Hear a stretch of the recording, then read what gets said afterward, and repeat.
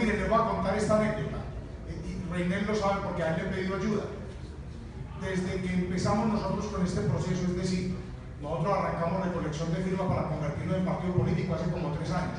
Desde hace 3 años estamos tratando de conseguir un canal, una emisora que nos la alquilen, que nos la presten, y cada que vamos a cerrar una negociación, por alguna razón termina suspendida para meter la hora de la verdad, porque queremos que ese programa sea oído en Caldas. No ha habido poder humano, digamos que se transmitía por Anserma, por la voz de Anserma, cogía una parte del occidente del departamento de Caldas, esto ya era bien importante, y terminan también cerrándola. Entonces, evidentemente, sí hay una persecución. En el caso de Caldas, sí hay un tema de censura muy claro hacia, por ejemplo, el programa La Hora de la Verdad, porque finalmente termina el ministerio, a través de sus decisiones, impidiendo que podamos tener el programa. Nosotros seguiremos tratando de que nos adquieren alguna emisora, algún espacio en alguna parte para poder transmitir La Hora de la Verdad. Inclusive lo hemos tratado de hacer en diferido y no ha habido poder humano que metamos La Hora de la Verdad nuevamente en el departamento de Caldas. Es transmitida también por el apoyo de Radio Red, que es del canal RCN, y por eso se transmite en las más importantes ciudades del país. Está en Bogotá, Cali, Medellín y algunas ciudades de la costa. Afortunadamente también por el apoyo